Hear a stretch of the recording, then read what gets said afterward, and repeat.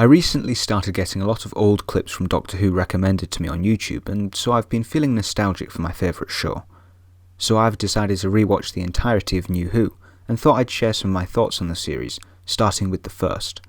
I was 6 when the first series aired, and it wasn't until the second series when I properly got into the show. I think this is because, and I remember this pretty distinctly, a lot of the episodes genuinely frightened me as a kid. Obviously on rewatch they're not especially scary, but I can tell they possibly still would be to any younger viewers getting into the show. One thing I think these early episodes do so well is manufacture scenarios where you don't know how the characters will escape or survive.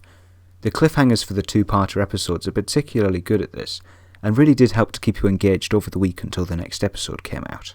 And being nostalgic for the old series has made me miss this social aspect of the show, the discussion and the hypothesising that came about in school when almost everybody watched it. Since Matt Smith started, most of my friends stopped watching the show, and so I think I missed something when I couldn't air my thoughts on the series. Almost every contemporary discussion of Series 1 praises Christopher Eccleston's portrayal as the Doctor, and I have to agree, especially now that we have the added context of the War Doctor, and some more details about the nature of the Time War. He plays the weary soldier, the lone survivor so well. Most of his more joyful moments feel thinly veiled, and we get to see his darker side in a way that I'm not sure any of the subsequent regenerations were quite able to tap into.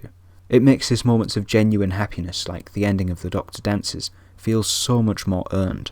Another thing this series does remarkably well, which again I don't think any of the 11 subsequent series have done, is make use of every single episode.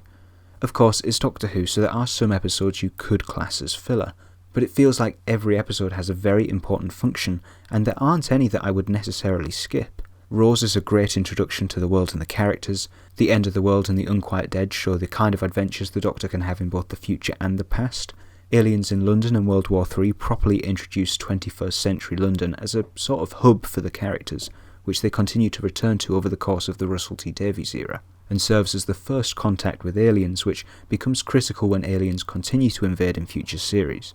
Dalek gives us some great insight into the Time War, as well as reinsert the classic villain into the show, setting them up for the finale. The Long Game introduces Satellite 5 and the context of the finale as well. Father's Day provides Rose with some meaningful character development and serves to highlight what can happen if the timeline is tampered with too much. The Empty Child and the Doctor Dances introduces Captain Jack, who becomes a second companion for the remainder of the series. Boomtown is perhaps somewhat overlooked, but I think it is a great episode that shows the Doctor having to face the consequences of his actions, rather than just moving on to the next adventure, and also affords Rose and Mickey some important arc development. And of course, this all comes to a head in the finale, where we see the return of the Daleks, more consequences of the Doctor's actions following the Long Game, and the culmination of the Doctor and Rose's relationship. It's an incredibly airtight series, and as I say, each of those episodes serves a contributing role to the overall narrative.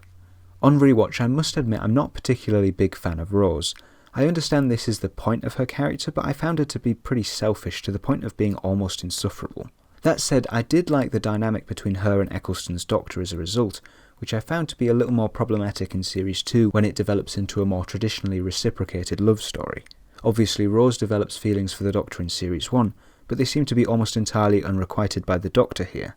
That's not to say the Doctor doesn't care for her, because he quite clearly does, but to him it seems to be much more friendly, almost fatherly.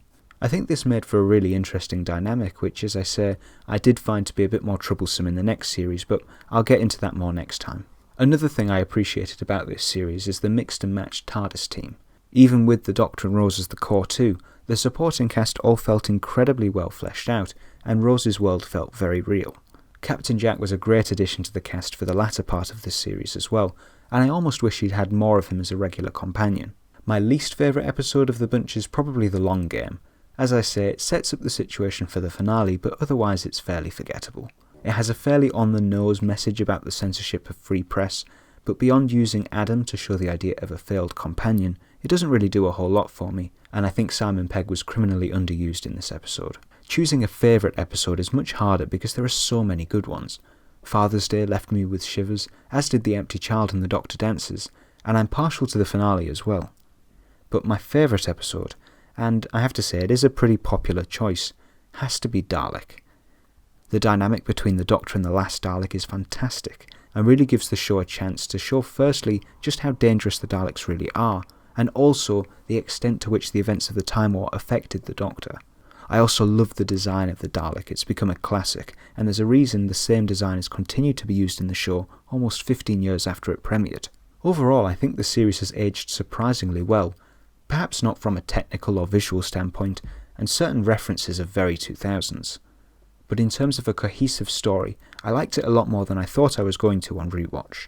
In that respect, I think it's still a great starting point for people looking to get into the show, although perhaps for modern audiences, the later starting points of Series 5 and Series 11 would be more appropriate. So, those are my thoughts on the first series of Doctor Who. As I continue to rewatch the show, I plan to do more of these videos, which are a bit more informal than my usual output. I just want to briefly say thank you for the response to my previous video, in which I responded to the closer look. I'm glad so many of you enjoyed it and appreciated what I had to say.